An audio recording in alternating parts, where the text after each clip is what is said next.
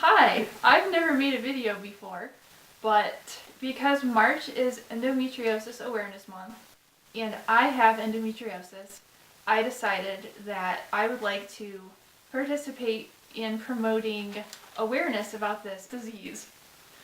This is a very important thing to be talking about. So let's talk about endometriosis. Endometriosis is a disease where cells that are very much like the ones that belong inside of the uterus are found spread throughout your abdomen. They could be found in different places and where they don't belong, and they're activated with hormones just like the period is every month, and typically it causes a lot of pain. It doesn't always cause pain, but that's a very common side effect. It's very common that if one person in a family has it, you'll find that there's a lot more people in your family that have it. And maybe no one was talking about it. Maybe everyone thought it was normal and didn't have a reason to talk about it, because who wants to talk about periods? No one really likes talking about their period. It's really a kind of topic and disease that doesn't get talked about a lot. It's estimated that 1 in 10 women have this disease. So let's talk about what's not normal. What's not normal during a period is what some people like to call killer cramps, where you're in so much pain, you feel like you could die. And that's not even an exaggeration. My periods were so bad that if I was able to make it to work that day, I might not even be able to drive myself home, because when your pain's so bad, you might pass out. You can't even sit up and drive a car. So if you're experiencing that on a regular basis, you need to know that's not normal. One thing about endometriosis awareness is we need more answers about this disease. There's no cure for endo. We don't know what causes it, and those are things that we need answers to. In the meantime, it's very important to get good treatment for endometriosis. I have been to the ER and been told we don't give pain medication for periods. That's not something that we do. And I've been to urgent care and I've been told we don't give pain medication for periods. Basically, go home and deal with it. I have asked doctors what could be wrong with me. Is this normal? And I have been told, well, what do you want us to do? Draw blood or something? And I'm thinking, no, you're the doctor. I'm asking you. And if you think this is normal, then I guess we'll just go home and live with it. And live with it the best I can, which is what women with endometriosis do, and we're very good at it, but it's not good enough because it's not giving us a productive life. It's debilitating, it's taking over our lives. Not every woman is affected by endometriosis the same. Some of the solutions that I've been given were to take birth control pills. And the hope with that is that if you're controlling your hormones, if you're chemically controlling your periods, that you could possibly feel better. Maybe birth control pills will help for a little while. And doctors always told me, I asked them, how can I know that endometriosis is my problem? That's what I have. And they said, well, you have to have a laparoscopy done. They make an incision and they go in with a small camera and they take a look around inside your abdomen. And they will know if they see endometriosis in there. Usually it creates a lot of scar tissues and adhesions, they call it. There will be just lesions, and it's just obviously not normal. Endometriosis has 4 stages of disease that they go by, stage 1, 2, 3, and 4. And that's really not rating your symptoms, it's rating how extensive the disease is. When they get in there and look and they see inside your abdomen, they can give a rating for how extensive endo is spread around. I was stage 4, which is severe disease with excessive endo, excessive amount of scar tissue, and scar tissue does really fun things like fusing your organs together. So I went to a number of doctors over the years, and I always asked them, what could be wrong with me? What's going on?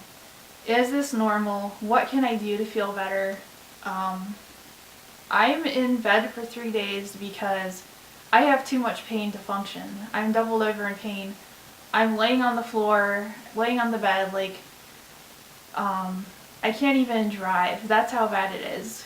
Is that normal? And they would say, okay, well, you have painful periods and we'll give you birth control. Basically, I started doing a lot of research because doctors told me that if they would go in and sort of burn the endo off the surface of my abdomen on the insides, they could sort of take it out, and they said it will grow back.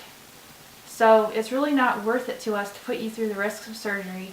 Insurance companies don't like it, and I just thought, if it's going to grow back anyways, then maybe it's not worth it. So over time, I learned that there's different methods of doing surgery for endometriosis, and the most important thing is finding a doctor who's very, very experienced and can get in there and excise. And excise is really just a fancy word for cutting out the lesions. They don't burn off. They don't burn it off to get rid of it, which is where they see it growing back all the time afterwards. They go in there with whatever instruments that they use for this, but they get in there and they cut out the endometriosis, and they make sure that they see healthy tissue around it. They take everything out that they can find. And in my case, my surgery took 7 hours.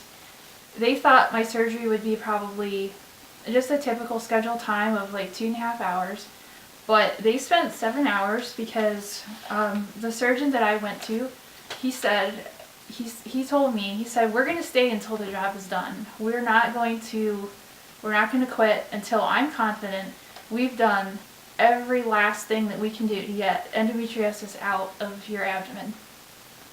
So they spent 2 hours just cutting through scar tissue between, well, I don't know where, but they spent the 2 hours just cutting through scar tissue to where they could get to where endometriosis was growing on the outside of my bowels, which I guess that's like your intestines.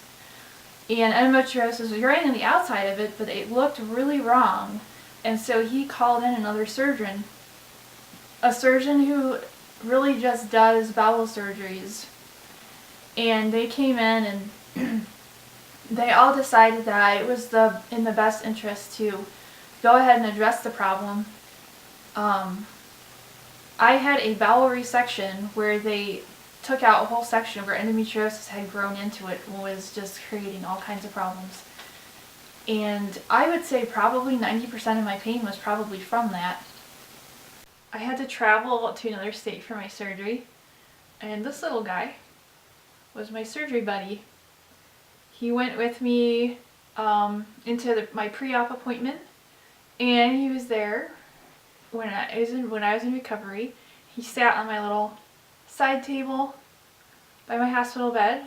I was in the hospital for 5 days, but that's only because I had the bowel surgery. I wouldn't have been there that long otherwise.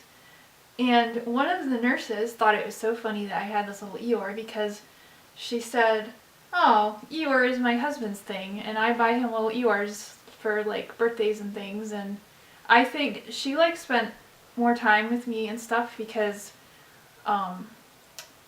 like she was really nice, and I think she spent extra time with me. And then I wondered if that was because Eeyore was special to her, and she saw that I had Eeyore and she told me to take good care of him. But I think he took better care of me than I did of him. So Eeyore, everybody.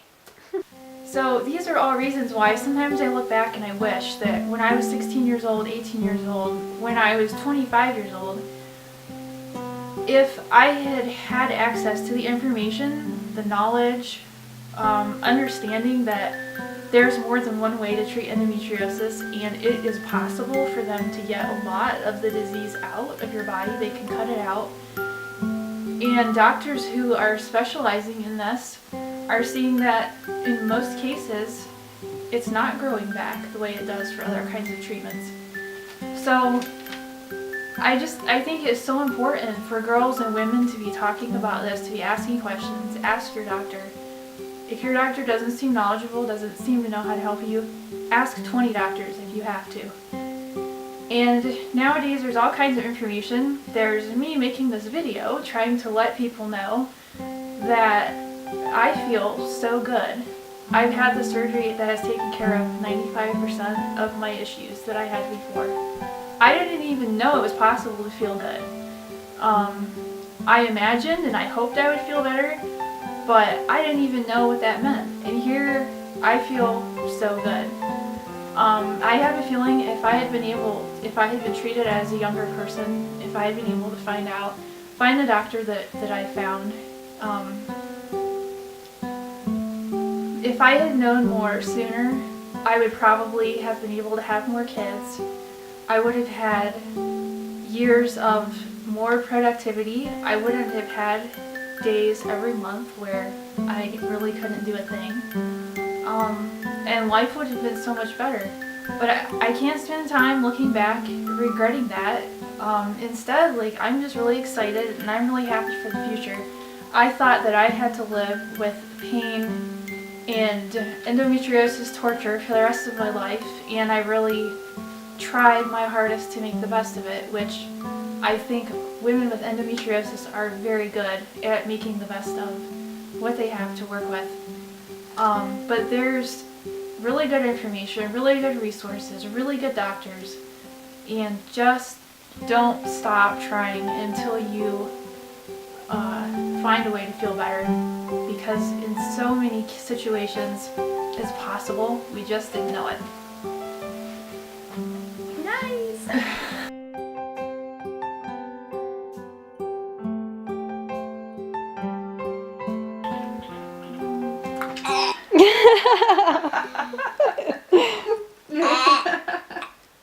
Ew.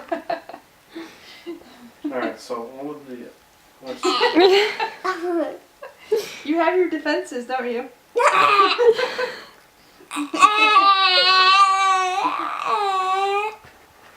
Your smelly breath.